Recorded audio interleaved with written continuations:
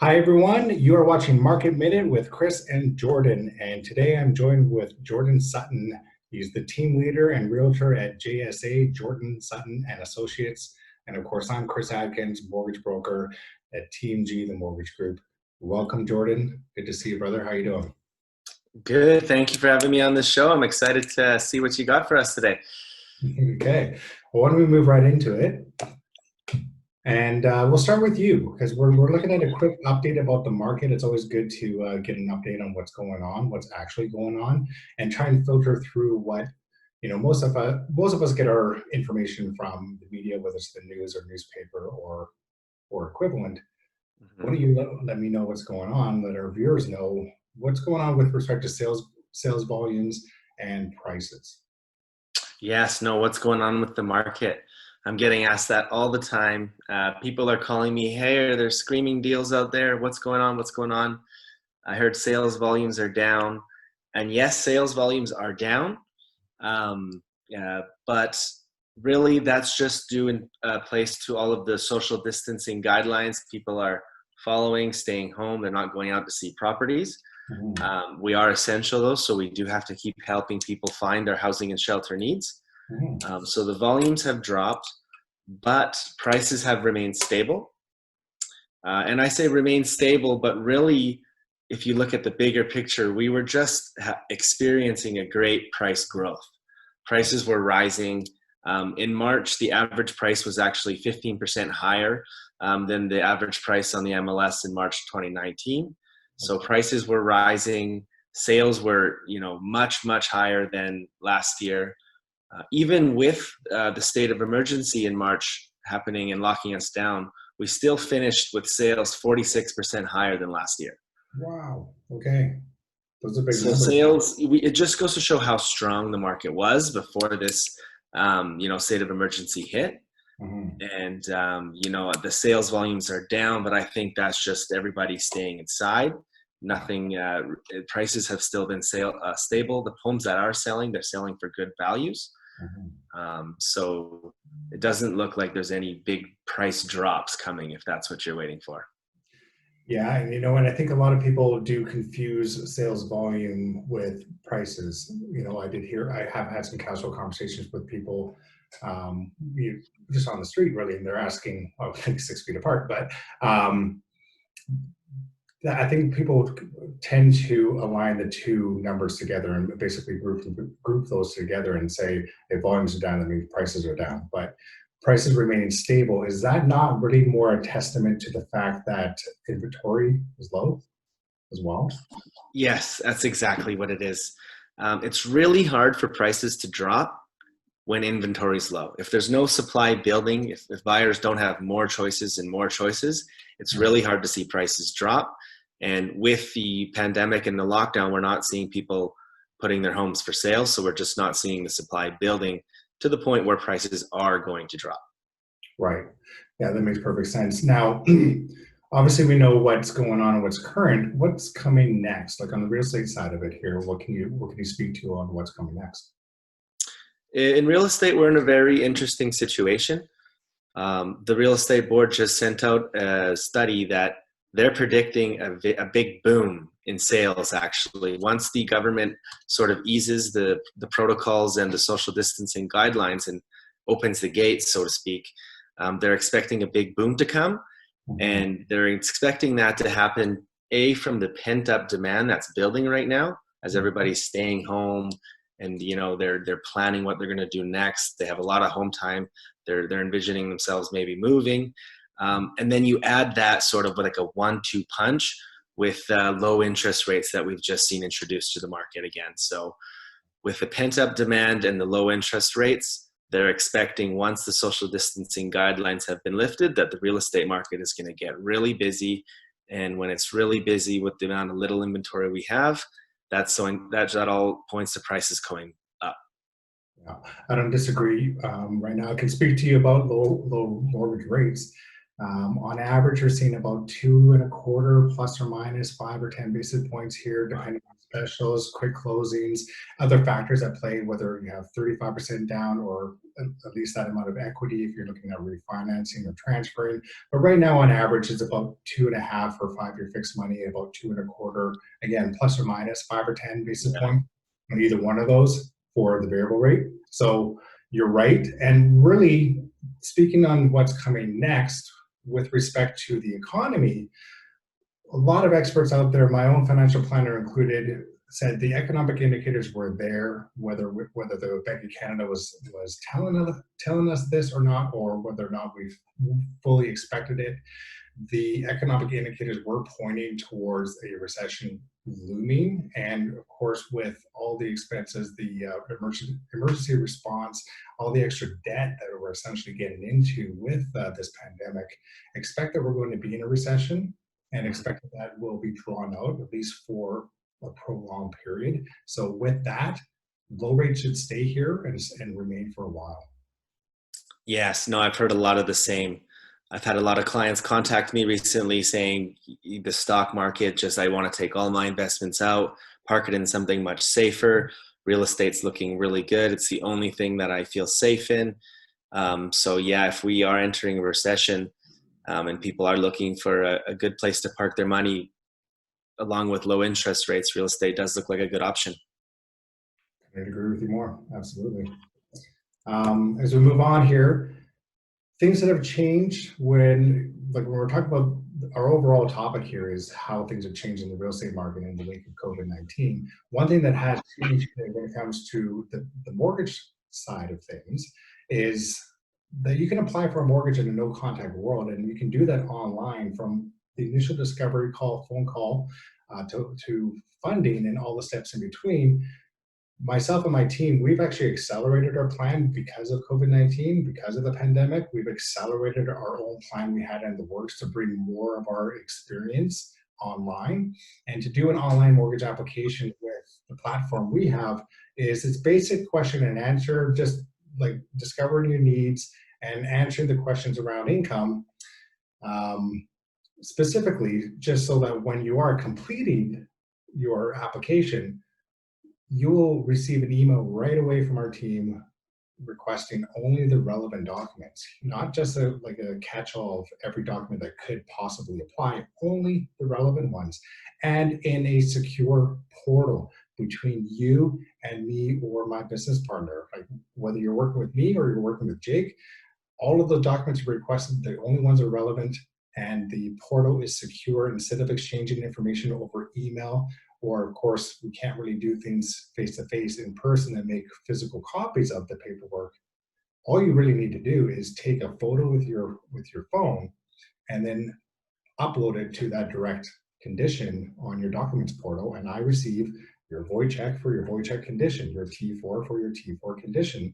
And it's easy to follow along as to what you've already satisfied and what still remains. But income being required upfront, as you can well imagine in this pandemic, like a lot of people, a lot of homes, a lot of households have been affected with job loss or at least layoffs. So in order for any lender to entertain any application, as you might expect, they are requiring income documents to be provided upfront, but also verified upfront. It doesn't make a lot of sense for them to entertain an application unless the most important component of the application is confirmed and verified upfront. Well, so just so I can get that right, you're able to do the entire mortgage application online, and your customers don't have to come into your office and do any more face-to-face as long as they have all their documents on hand? Correct. Yeah.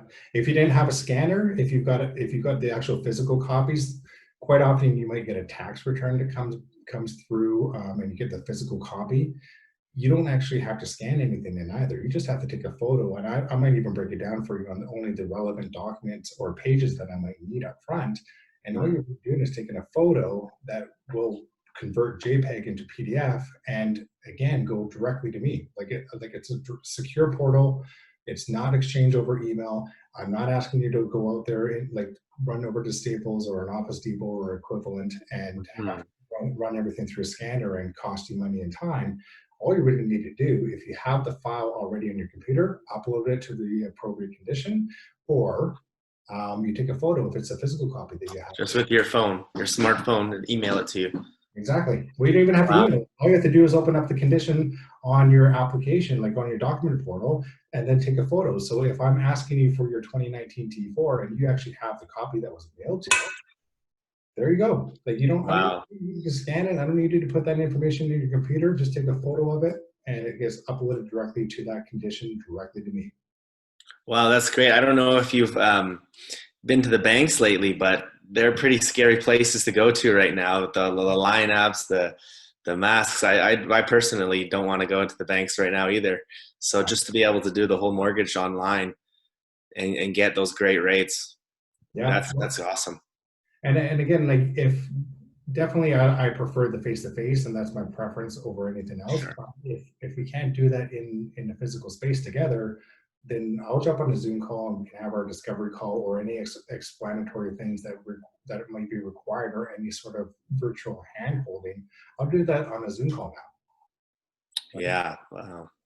So it's all done digitally, right, which is great, and it's really accommodating for anybody who's affected here, especially with any social distancing protocols. So we're happy that we've accelerated that plan. If anything, the pandemic just put it into high gear. Yeah. No, keep our clients and ourselves safe. That's amazing. Yeah, that's number one for us. And for appraisals, just to shed some more insight here, for appraisals, that's usually a physical requirement where an appraiser will walk into your home on a scheduled time and take a photo of every room, and usually about 12 to 15 minutes of your time. That was an area that we thought, how are they going to accommodate an appraisal if social distancing is part of our new normal, right?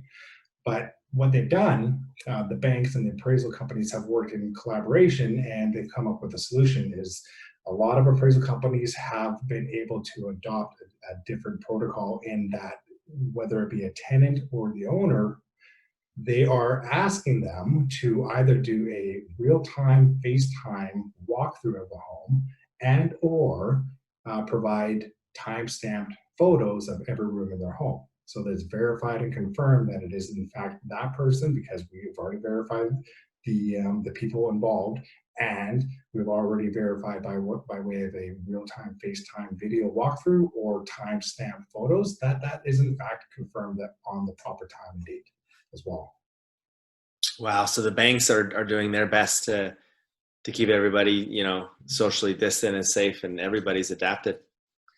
Including lawyers. Yeah. Like when you're finalizing your purchase, that like every single time I've ever dealt with a lawyer, I've done it face to face. And the main reason is for verifying identity and confirming that they're dealing with the right person, and of course protecting against fraud, right? But how do you do that in a no contact world? Right? That's the concern. How have the lawyers adopted a different normal or protocol? Well, I could speak especially specifically about one of our lawyer partners. They have adopted a fully virtual office, in that what they'll do is provide to the client in advance via email, usually, all the documents that are going to be reviewed together in real time. They do that with the likes of a Zoom call. So in person, so to speak, they are providing the paperwork so that each party has the paperwork in front of them. And from there, they jump on a video to verify ID in real time. They'll just show up the ID and confirm the identity of the person who's signing, and then witness the signature using the webcam. And Wow, that's a big change for that industry, because I know that was something that they were struggling with for a long time. Was just not being able to do virtual signings and having to physically see the people, witness the signature. This is a temporary change, if I'm right. it should be temporary. Whether it's been explicitly expressed in any communication I've received on my side here, or if it's been hinted at, everything is pointing towards it being temporary. I would imagine the appraisal would be only temporary.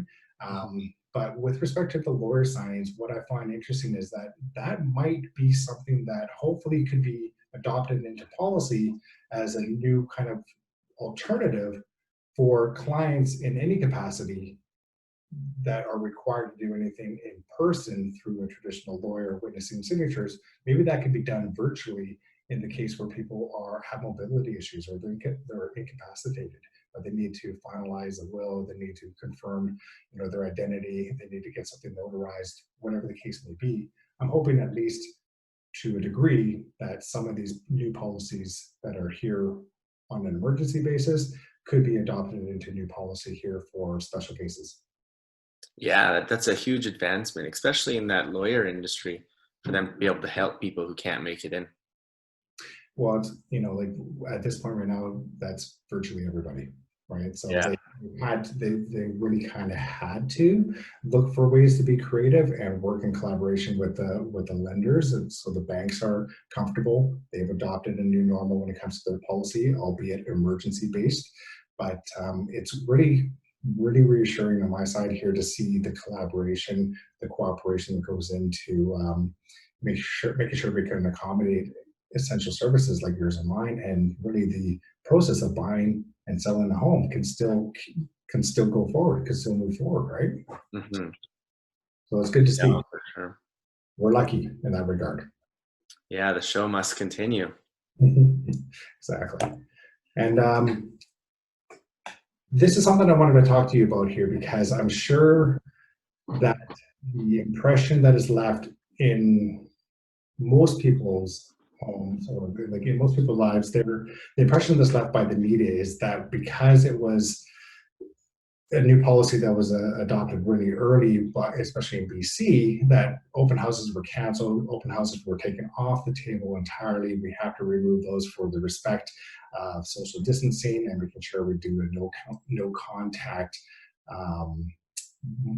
buying and selling process with real estate. Now, how are people viewing homes without open houses? Like, what are the safety protocols that you are taking? What is your team doing? And can you dive a little bit deeper on virtual tours and selling online? Yeah, no, things have really changed when it comes to actually viewing homes and properties right now. The safety protocols. First, we're trying to, do everything likewise if you guys have done virtually. We're doing Zoom meetings, taking our listing appointments and buyers consultations online when possible. Our industry, it's a little bit different. Sometimes you do have to go and see the house. If it's our property that we're showing, we represent the seller. We have protocols in place where it's a checklist that the buyers must be confirmed that they aren't showing any symptoms or haven't for the last 14 days. We're also confirming that they haven't traveled internationally in the last 14 days. If either of those two they aren't allowed to see the property. And we're asking the buyer's agents as well to verify that. That's on most listings, whether representing the buyer or the seller. We do have to clarify those with our clients. And when we do make it into the houses, it's very normal now to be wearing the gloves and the mask, so to speak. And we're using lots of hand sanitizer. Sellers are, asking buyers the second they come in to just please wash their hands before they enter the house, before they go through everything. So there's a lot of safety protocols that we're doing right now, and things have really changed. Another thing is we're wiping down all the commonly touched surfaces and doorknobs and stuff like that for our listings. And instead of, trying to pack people in like we used to sometimes to try to create competition, we're taking a much slower approach. So we're not seeing like the multiple offers where there's 100 people in a house, because it's just not safe for our clients, not safe for our guests, just not safe for anybody. So strategy-wise, we've changed a lot of things as well. Something that's been a huge focus is the virtual tours. Not all realtors used to do them. I think now you really have to do them. We've always made it a big focus to do virtual tours, but there are new tours out there now called Matterport 3D walkthrough tours. So we've added that on top of our NARIS virtual tours. We have a 3D walkthrough tour where you can click and walk through the entire house online, spend as much time as you want in there, and really get a sense and feeling of being inside the home, or as realistic as possible without being inside the home. And then just, when it goes outside of just the property itself, but actually our selling strategies, online traffic is way up right now. So we're really taking advantage of that for our clients, and we're doing social media campaigns. We're doing Zoom conferences with buyers. We're doing virtual tours where we're taking the buyers through, and we're on the Zoom, and we're showing 20, 30 buyers at a time virtually through our properties. A lot of stuff, and it all starts with online. So we've seen a lot of consumers kind of coming towards us, and the first questions they're asking is, what do you do online? How are you going to sell my house without actually getting people inside? So our focus on online has been paying off. I'm happy that that's been a big part of our strategy since before this, but the biggest pivot we had to make was just to really ramp up our online presence.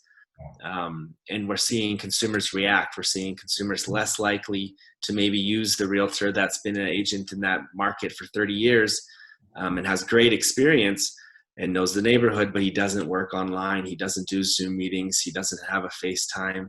He doesn't do any of those things, and he's just not able to offer the same services as he once was. We're seeing consumers shift more towards online-friendly providers of real estate services. That makes sense. That makes perfect sense. You know, like either you adapt or you die in this regard here. But you really got to get ahead of it and stay ahead of it and see what the trends are when it comes to buying and selling real estate. And you're right there front and center. And you know that you've already had great virtual tours and videos and everything showcasing the beauty of a home that you're trying to sell and promote. You've done a great job already. You know, so it's really exciting for me to see you guys take that to the next level. And you know, whether it's the drones for a virtual kind of tour of the neighborhood or the outside of the home and all the benefits of living and all the emotions that go with living in that home, I think it's fantastic to see, and I'm really excited, and I'm really encouraged to hear that you're accommodating and really getting ahead of it. It's great. Yeah, you gotta, you know, notice opportunities and fill the gaps. And housing is super important. We take our essential services very serious. My team and I, we hopped on, okay, how can we work the safety, our safety and our client safety, the most important, but how can we work hard and still be safe? So we're following this thing very closely. And if you have housing shelter needs, you can definitely depend on us.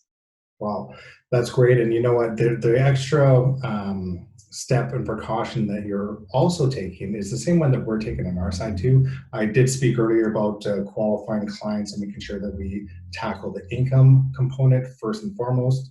But working with pre-qualified buyers in general, it's just a good rule of thumb for you. But now it's almost paramount that we do, because why don't you speak to that? Because it's really more respect for the seller in this case here than it is disrespectful to the buyer, who may be very, you know, adamant that they are well qualified and they can buy the property and don't really need to get confirmation that they are pre-qualified.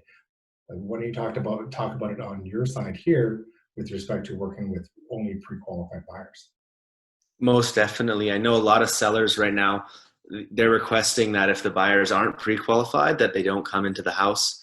They only want the most serious of serious buyers. And if the buyers aren't willing to do a simple pre-qualifying process that you can do online, then they're just not the right buyers for the sellers right now. Well, and don't forget, there's an extra layer too. When I pre-qualify my clients, I'm making sure that I pre-qualify them with a rate hold. So a rate hold can huge, right? But you're protecting it for up to 4 months. So that rate hold is part and parcel to the pre-qualification with any of my clients.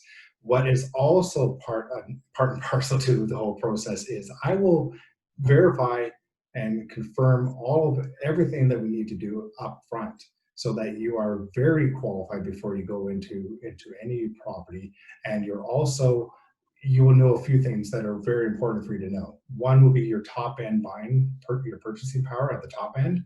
And also every $10,000 or $5,000 plus or minus from your comfort zone as well. So let's just say if your top end was 600,000, I will also show you what your numbers look like at 450 if that was your comfort level, 500 and 400 as well, the plus and minus as well, so you can understand your range. But I also give a tool of every $1,000, $5,000, or $10,000 increase in your offer, what that actually ends up translating in real dollars, like per month. So for every $1,000 that you increase your offer by, it's only going to cost you about, well, every 1,000, about four bucks, right? Yeah, $4 for 1,000. Yeah. Yeah. So it doesn't end up being very much. For every 10,000, it's about 40 bucks, 41, 42, right? So it doesn't end up being a heck of a lot, but having that information in hand and already knowing you're pre-qualified, it also positions your buyer, like any buyers that I pre-qualify for you, Jordon, are armed with a pre-approval that is very transparent and with lots of information, including what their top and upper limit will be, and what every dollar point is in between there as far as the range. And the other part of it is, like, let's just say that we had that client pre-qualified for 600,000 on the top end, but they fell in love with the property at 599,999. And and you informed us that there's competition on this one here. We might have to sharpen our offer a little bit. I can also pre-qualify the property for you and your buyer, Yeah. right? To plug in the actual numbers on the particular property, including the property taxes and or strata fees. And maybe on that property, the top end isn't 600, the top end could be 605. There might be a little bit more wiggle room as a result of including the property as part of the pre-qualification process. No, for sure. Pre-qualifying is huge. I always make sure my clients get pre-qualified with you guys right away. The information, like you're saying, knowing what it's actually going to cost you if you're here or you're there is huge. But also just, the strength to be able to negotiate with the pre-approval on my side. It makes things much, much easier for me to vouch for the strength of my buyer when I have that letter of pre-approval.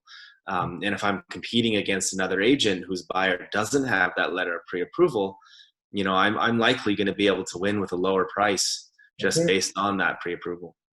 Yeah, we can go even as far as providing a guarantee, but that guarantee is only as strong as the cooperation we have with our buyers as well. Like if we get all the information that we require up front, I can give you a solid guarantee behind that number as well, so the offer can stand out even further, right? Plus the ability to hold the rate. If rates go up again and you could, 90 days you could hold the rate for? 120, up to 4 months. 120 days you could hold the low rate.